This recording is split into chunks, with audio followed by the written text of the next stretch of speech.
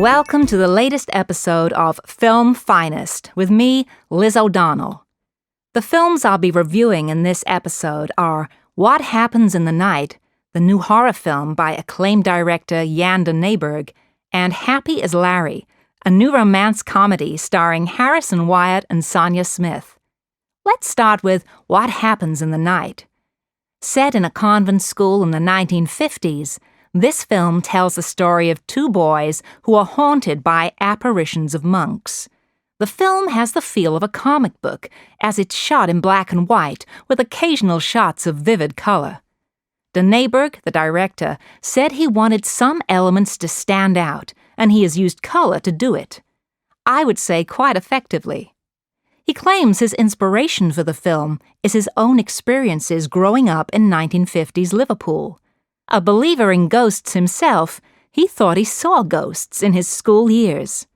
Ghosts or not, this film is certainly haunting. What Happens in the Night is a film that will scare you. I wouldn't say it's the best horror film to come out this year, but it's certainly shot beautifully. And it's not hard to follow. So, unlike some recent horror films, you don't have to sit in dedicated concentration for 2 hours trying to keep up with a complex plot. An enjoyable film. I would give it 4 stars.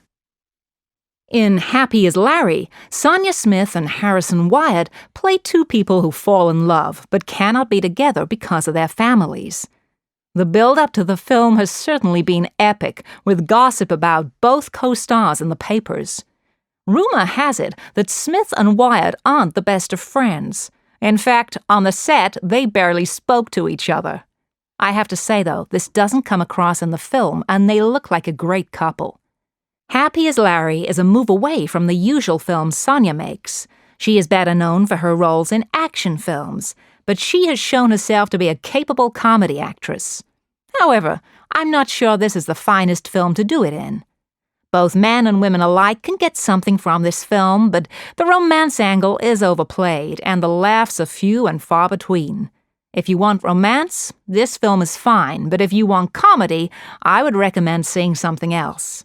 I would give it 3 stars. Now, there are some new video releases which are gonna be coming out in the next month. So, we have Phyllis Bailey here to talk to us about Fame. Her new book, Famous for 15 Minutes, is coming out on Monday. So, Phyllis, welcome. What do you think fame means to us these days? Well, famous people are everywhere, and although we know nearly all there is to know about these people, their lives are splashed all over magazines and television, they've retained their mystery. The public are always eager to find out more about them, and this fuels the paparazzi to photograph them. It's true that there are more celebrities around than ever before, but the number of really important famous people probably hasn't changed greatly. This is because people became famous for only a short time. Andy Warhol once famously said, "In the future, everyone will be famous for 15 minutes." And I think there's some truth in that. One day a person is famous, and the next they are forgotten. Take, for example, contestants on reality television shows. After maybe 6 months, we never see them again. This also highlights another characteristic of fame. In the past, people became famous because of something they had done, or because of their talent. Nowadays, these things aren't necessary. I personally think this is a great pity. Is fame particularly beneficial now? Well, let's look at the winners and losers when it comes to fame. Many people think that celebrities are the losers in this new media world, but that isn't necessarily the case. Take, for example, actors and actresses. They often complain about a lack of privacy, but privacy is possible. There are many celebrities who aren't constantly in the papers. Much as they complain, they chase the publicity and then blame it on the media. In fact, the paparazzi, who photograph the rich and famous, are often seen as figures of hate for this. They come off much worse in the end because they are so disliked by the public and celebrities. But in reality, they are making the celebrities and their managers even richer. In fact, because of the cult of fame nowadays, we can see media executives making even more money and celebrities signing multi-million-pound deals. And who pays for this? Well, all of us. Cinema and concert ticket prices have risen, and DVDs cost more than ever.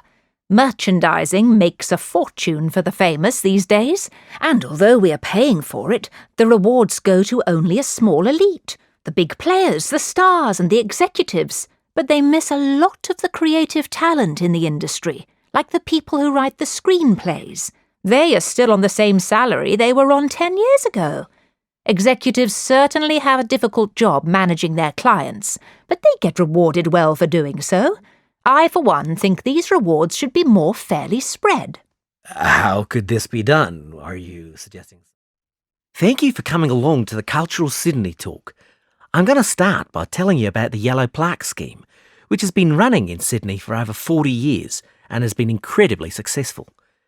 When you're walking around the city, you'll see some buildings with a small round yellow plaque on them. If you take a closer look, you'll see the name and details of a famous person who lived in that very place. We have at present 130 plaques up in the city. The scheme has been great for tourism, but it was really started to raise awareness of the rich history of Sydney, both locally and nationally. And we think we've managed to do this. We also wanted to make people aware of the impressive list of important people who have lived in this city, and we've certainly achieved that. But that's not all. Although not part of our original aims, the scheme has also helped preserve some of the older and more important buildings in Sydney, because people now know that these buildings are a link to our past. Some of the buildings are actually over 180 years old, which for Australia is ancient. We actually think that this is where the scheme has achieved the most success, in raising the profile of our rich history. Of course, it has helped tourism, but not only that, locals also walk around looking at the plaques. It has been really wonderful in highlighting our past. Some people are quite surprised to see who has lived here. Take Errol Flynn, for example. He was married in Sydney. We are planning on putting more plaques up, and a common question is how can people nominate a figure to be put on a plaque? It's quite a simple process. Applications can be downloaded from our website. If you want to nominate someone for a plaque, you just need the person's name, where they lived, and you need 3 signatures to approve your application. Our panel then checks that all the data you've submitted is correct, and hopefully, within a year, a new plaque will be erected.